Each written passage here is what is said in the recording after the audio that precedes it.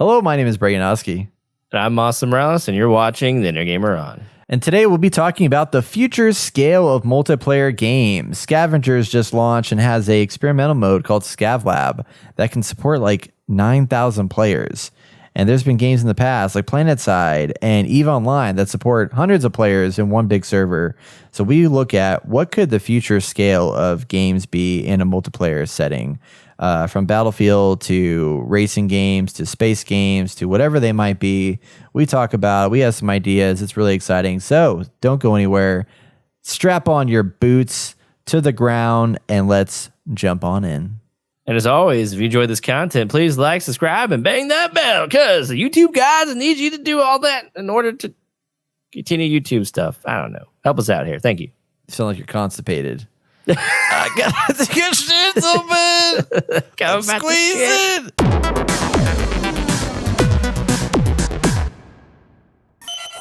Welcome back. We deep dive each week into a hot topic about video games, everybody. And this week we're going to talk about the future scale of multiplayer gaming.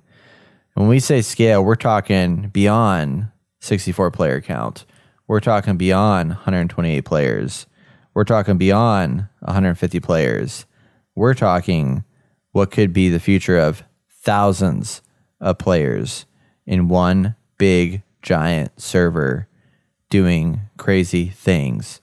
Or it could be less. But ultimately, we're talking about bigger and badasser, or is it badasser, multiplayer gaming experiences now that the internet and the games that we play are able to handle bigger and better player experiences. This came from a article on PC Gamer that said that there was a 9,000 player game experience that's right around the corner. And here's what one looks like.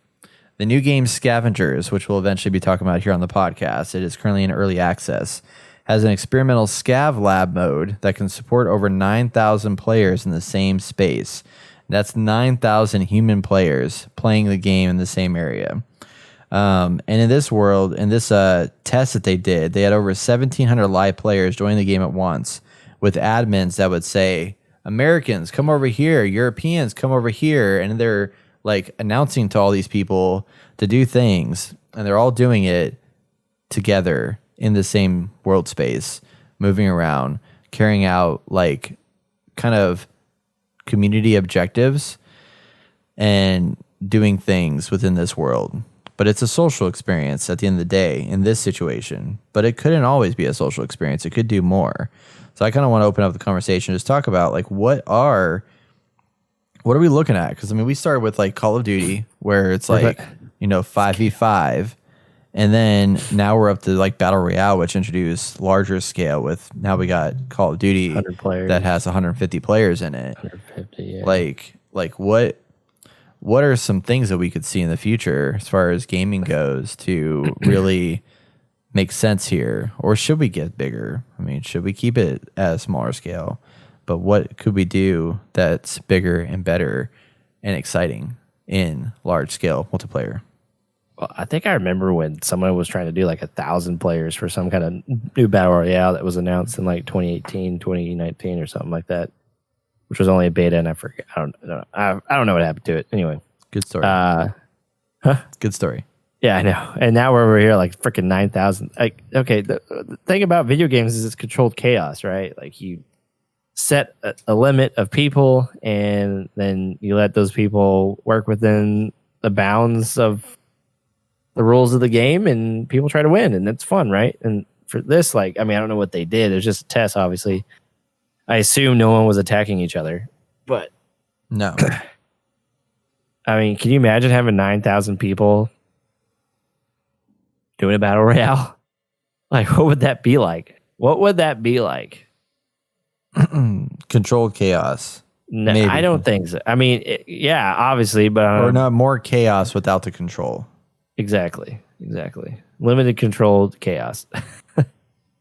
I think it's cool just because obviously the number's super high, but at the same time, I don't know if I want to be a part of. I don't know how often I would play something like that. I'll tell you that. Yeah. Well, I remember there was a game.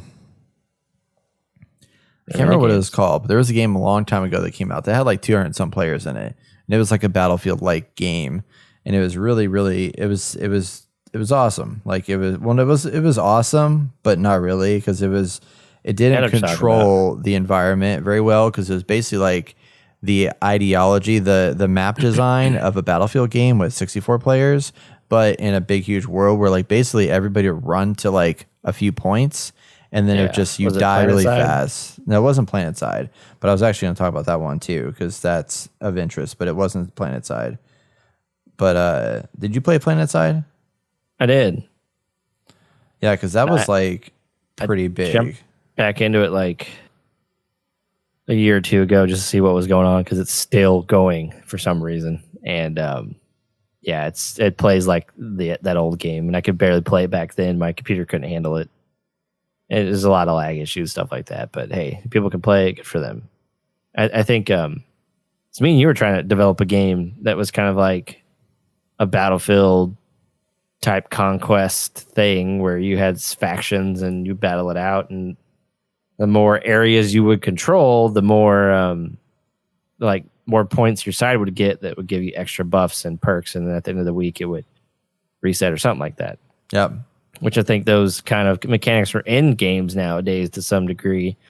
What is the one that everyone plays on Discord? That's Rust. That has like a weekly reset. You know, you go as far as you can, and then you just start all over again, which I find is crazy. But they do say that Planetside supports like up to 2,000 players per continent on foot, or land, and vehicles. But they hold the Guinness World Record for the biggest first-person shooter battle, with over 1,158 players being recorded in a single battle. Wow, that's crazy.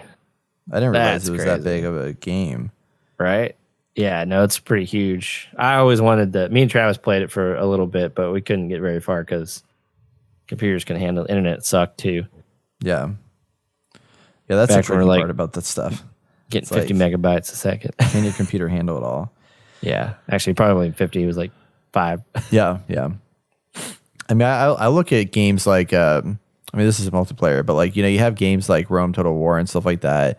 The Total War series that has been able to put lots and lots of players on the screen, but it's like it's top down view looking down into it. But I feel like it'd be really interesting to see how like gameplay mechanics would change when you are put into a world. Like if you had a Battlefield like game that gave you the option to play with like 500 other players, like what would that makeup look like? You'd have to like change the way that your maps are designed. A lot more vehicles, a lot more stuff happening, but how would you control said chaos? Because it's already like you're playing like 64 player. Well, I'm curious with Battlefield 6 what it's gonna be like, assuming that they go to 128. I mean, it's still not, you know, it's not 500, but how that double in size will, if it'll feel double or if it'll still feel the same because of how they changed the map design of those missions. Right. Like we talked about yesterday, I think having a clear line of battles going on and having an AI that can kind of control to a certain degree where the battles are happening, because I think part of the issues with Battlefield is, especially with Battlefield, what was it, 4, I guess? I can go into a match and basically help win.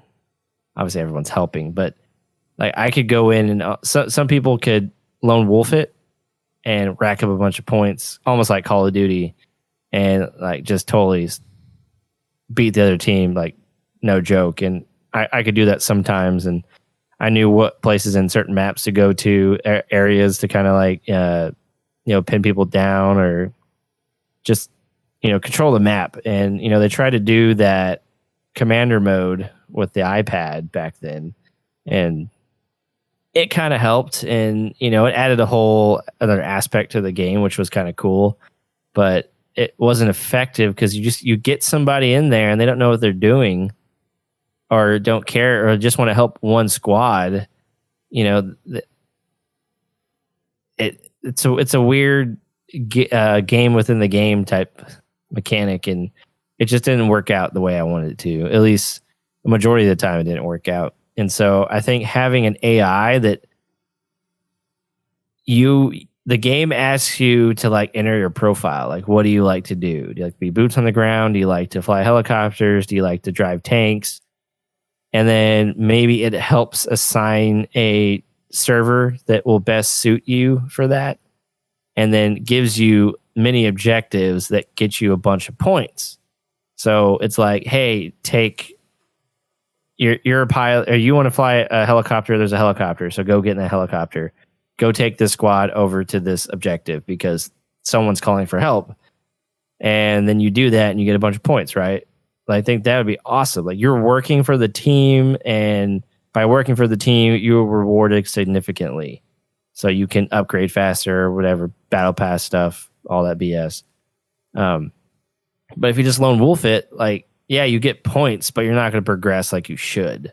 And I see issues already on both sides. Like, you're having AI kind of control the battle, but that could be an issue. But at the same time, I feel like whatever you can do to reward players to actually work with one another, instead of getting those jackasses who come in there and just take a vehicle and jump out of it. Like, plenty of times someone has stolen a helicopter, an attack helicopter, and flown it to an objective, jumped out of it, it exploded, and they took the objective. But it's like, dude, we could have used that helicopter. Yeah. And now I have to hoof it like halfway across the map just to get to find a person to kill or an objective, or someone with a tank is just camping out somewhere, the opposite team, and blows me up on my way over there. So I was like, well, fuck, what do I do now?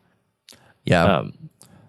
Yeah, I think that kind of idea of like you having assigned roles, and Battlefield has tried to do that for a while with it, but I feel like they kind of lost a little bit of it with Battlefield 5, because I feel like you did get rewarded for like squad play, like going after the objective, but it wasn't much deeper than that. And I think that they definitely could leverage like leaning into you playing the role that you were assigned a lot better, and be able to have your teams work together and do the objectives. Like, if you want it, like you said, if you want to be a pilot, you be a pilot, but you got to stay in the air, you got to pilot, and you got to make sure that your person that's gunning is doing some cool shit. But at the same time, it's like you don't want them to be there forever, because like other people want to fly it too. So like, how do you manage that? And that's kind of a tricky thing to solve. And I feel like they've tried to solve it in different ways and haven't been able to do it very well. Right. But I think that concept is really cool. I was reading, I looked up just largest battles and stuff like that, and Planetside definitely has like one of the larger ones. But another game that they mentioned is EVE Online that I forgot about. Oh, yeah. But there is hundreds of players that are connected to a single game, having a single battle. And this article, it's on Quora, shows a screenshot of 600 players in a single battle fighting each other. And wow, that it's just like 600 ships, going at it. Yeah. And and it's all like, so in EVE Online, apparently every player in the universe can interact, and you're always connected to the same server. So there could be as many as like 2,000 players some days. And you could like go into, he was saying that you could go to a trading hub, and there's like a few hundred people that are docked there at the trading hub to interact and sell to one another. That's cool. So there is quite a bit of expansiveness there, but like that stuff is like very interesting to me. Like Call of Duty has been using the exact same formula for a super long time, and obviously Warzone changed out with their 150 players, but I mean, Battlefield is able to make a battle feel epic and exciting and intense, and make it feel like you're on a battlefield. And having 300 or 400 players in there would even add more to that, as long as they can keep people from doing stupid things. Which, you can't keep people from always doing stupid things, but right. I was listening to somebody talk about like how you get, maybe you were telling me about this, but like how to get players to do what you want them to do. And it's like, you don't punish players for doing what you don't want them to do, reward them for doing what you want them to do. So yeah, it's like you want them to be working together, you give them a shit ton of points. Because it's all about, leveling up that class and that gun and get that battle pass. And if it requires you to like do that to work with your team, then yeah, I think people will fall in line. I hope so. I mean, I think it definitely just needs to be a larger gap, because I think what the last couple of, I mean, I keep going back to Battlefield, but like I feel like that's a good example of what a game that could easily translate into larger scale combat situations, you know, into like 300 or 400 players. Right. But they definitely, I mean, you get rewarded for killing people, you get rewarded for capturing flags, but you don't get you don't get near enough extra points for doing that with your squad. I mean, you can clearly tell when a squad's there, like they are winning, but like definitely needs to be like, it needs to be a drastic shift. So if you are soloing that game, like you are going to get maybe 50% less points than somebody that is actually working with their squad. Like it needs to be that bit significant of a difference to entice that. Like, I mean, imagine like back in like 2142, if we like had full blown, like better managed squad play in that, which it was still pretty awesome with like just shooting everybody up on the Titan and like bum rushing into taking out a base and stuff like that. But I mean, it was only like, 20 players that were doing that back and forth. You weren't having like hundreds that were going up to it and taking down these freaking Titans.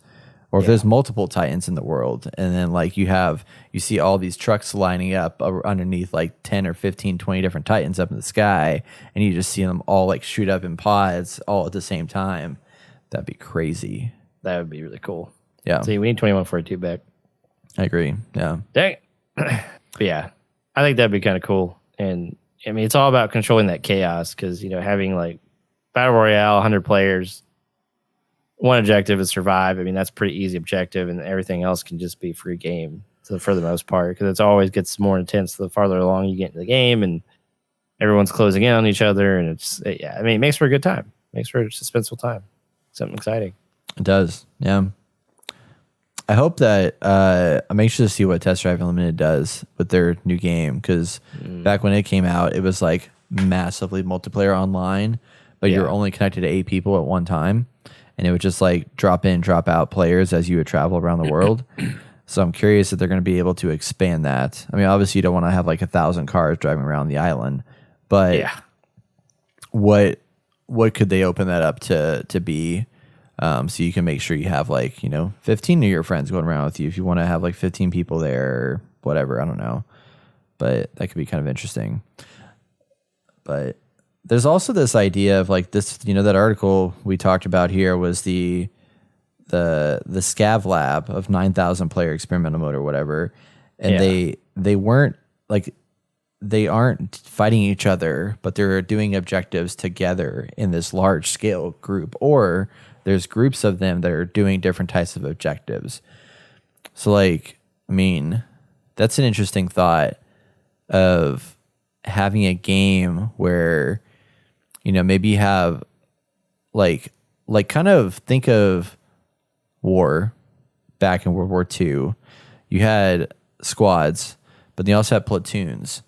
And those platoons were made up of like probably 50 people or whatever it might be.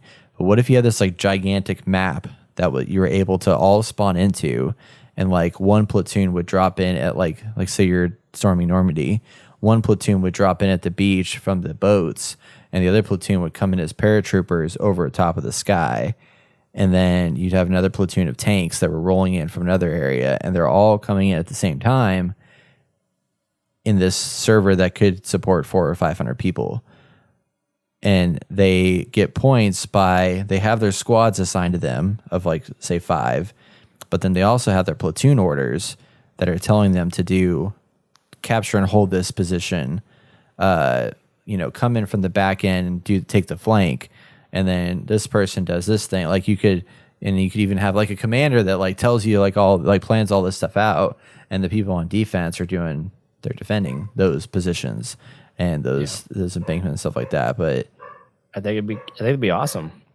Like main objective, capture, hold the beach, and everyone has a secondary objective that they have to do. Like squad A needs to go and plant the charges by the barbed wire fence to make an opening. So you have to get over there without dying and set the charges while everyone's shooting down at you, right? The other guys have to go behind enemy lines and disable the artillery or whatever, And it's like, that's what you just got to keep doing. Like as soon as those objectives are complete, you can move forward to another objective. So it's almost like Rush in a way, but more centralized, I guess. Or hell, like let's go back to the medieval days. Let's go to freaking Assassin's Creed Valhalla with the raids, except actually make it like 200 some people. And cool. But like you said with the objectives, because like I was playing Mordhau with our group of people on the Discord channel, and they have a server system that I think reaches like 60 players, like Battlefield, where you have 32 on 32. 32 of them are attacking the castle, and the other 32 are defending the castle. And it's kind of interesting, like because it's like a rush objective. So you like say there's a big giant castle. You start out as an attacker out in the field, and you have to move up to capture the village that's outside of the castle. And when you capture that point, then you can advance upward into breaching the castle walls. And then once you breach the castle walls, then it's a matter of breaching the main quarters of the castle to, I don't know, start a mine cart that like goes to like blow something up or whatever. So those are your 3 tiers. So it's like rush mode. And the other team is pushing back on that. But it's 32 on 32. So really you just got a couple little pockets of like bad guys that are hanging out, fighting each other, or people fighting each other. And that's about it. But yeah, if it's on a more grand scale, bigger map with higher visuals, you could have people that like literally are assigned to manage the trebuchets and set those up and like launch them in an attack. And you could have people that their job is to ride the horses up and do the thing. You have the archers that are there to like shoot the bows and stuff like that. And if you die, you respawn, you can change your role, I guess. But then making sure that there's still a balance of like, you know, you can't have 5,000 archers and like, no, because that's one of the problems that Mordhau has is there's no class balancing. So you could have a whole game full of archers, and then the other team is playing all swordsmen, and then the archers are just like killing the swordsmen, and that's it. That they're all dead. So you need to have that. They need to have that kind of balance where it's just like in Overwatch, where they added the role queue, which people hated, but like they did make it to where you could only join certain games if you were wanting to play a support to fill in the support role, but you couldn't have a full team of DPS characters. Do that same kind of idea, but on a grander scale. Yeah. That could be really interesting. Yeah. In a medieval setting. Who knows? Maybe Chivalry 2 is going to do that, because that's a game that's coming out, I think, here pretty soon. That'd be cool. I mean, they can go all sorts of directions, but, you know, I don't know. I like a game that's a little more focused. I mean, I do like objective games. I like that. And that goes back to how my time with Battlefield, there's a lot of objectives: capture point A, capture point B. Yeah. Rush came in a little later, but Rush is cool. I like Rush. Rush is amazing. Whatever. You don't like Rush. You like Rush? Rush the game mode? Yeah. Yeah, I love Rush. Okay. I always like capture the objective better. Oh, you mean Conquest? Yeah. Yeah, I like Conquest. I like them both, but like I enjoy Rush because it's a focus kind of. It's more focused. I like having that push and pull. It's faster, but at the same time, I do enjoy just like, hey, let's go around and capture. As long as the maps are designed really well, that's what I'm really excited to see about with the freaking map design for Battlefield 6. Is after seeing there was the teaser images that may or may not be real. Seeing that was like, okay, that could be really cool. That big ass island with like a bunch of like little bases and like a freaking rocket ship launch and all that different stuff. Like there's some interesting ideas going on there. I just hope it's balanced, because I feel like remember that one map in Battlefield 5 that was like in the desert kind of, and it was very kind of white and very little greenery, but it's very rocky, and it had like 7 control points in it, and there was lots of like vertical elevation. Like there was like a castle up on the corner that was like kind of like a blown out castle, but then there was like some lower like beachy kind of areas. I felt like it was on like the coast of somewhere, but it was like very, very like white gray, lots of rocks everywhere, but there was like 7 objectives. One of the biggest maps in the game. And I liked that map a lot, but I felt like it was just not, it didn't focus like it didn't allow for a good rhythm of flow through the map. I felt like you were You get to one side of it, you capture a flag, and then the points that you just captured way over here get like taken already. So you're just like going in a big huge circle, just chasing each other around. You can never like hold a section really well. You know what I'm saying? I know what you're saying. It's like stuff. Chivalry 2, man. They're like dominate massive 64-player battlefields. I want more. I want more. Give me 500. Oh, gosh. Town against town. City against city. We all going to die. Ah. You know what we need? You know what we need, Brett? What? We need 250 on 250 pirate ship battle. Yes. That's what Skull and Bones I thought was going to be. Who knows what happened to them? That's probably not coming anymore, but that would be really cool. Yeah. Dude, imagine that. That'd be crazy. Dude, Chivalry 2 looks pretty legit. Man, you're looking into it pretty hardcore. It's like the new Mordhau. Now you make me want to look into it. What's going on over Shit, here? you can behead people. You can behead people. You can Chivalry put their 2? head on a stake, send trebuchets and stuff up to the castle walls and breach them. Yeah, it's coming.